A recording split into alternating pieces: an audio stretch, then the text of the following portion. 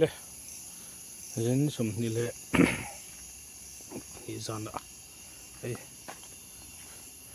tui kan pama khu ta kan khol an ro tui khol pom chawa hei hi an varak in ania hi hian rainbow rooster ania thu ta ho kan vukin hi kan pam chaw meka so de lai su kan an tram hun nia tuna hian zandar aruga pel to dar se le lo de uleka he anuin mai an tuila pevel ani voi the kho mai khi thi kan thlam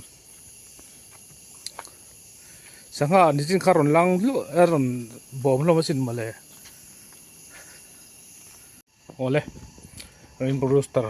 ho na har khop mai avai somthum le pakhat kan la emin thi san nuala panga an thi to ni nen nuwa zelan thia deadline an thilowa nge chan yang o kan tia ani kan post mortem na kan hu chuak thlei thei lo ani chakon lo peng hian boiler no te kan la thar le hei hi cholkar ni na sia sia ania boin ni cholkar ni nan dia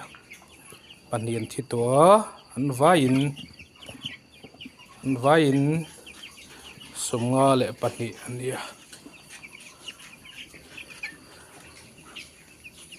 hei le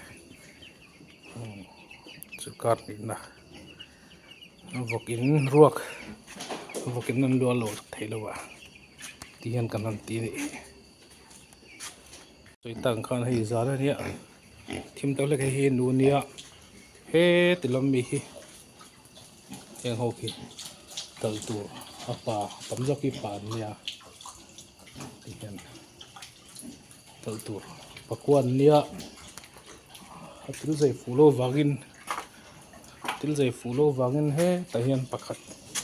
he tahian kan da he puar lo me a chul zo kani he la zai tran len tu kan ti wangin kan khong sang ali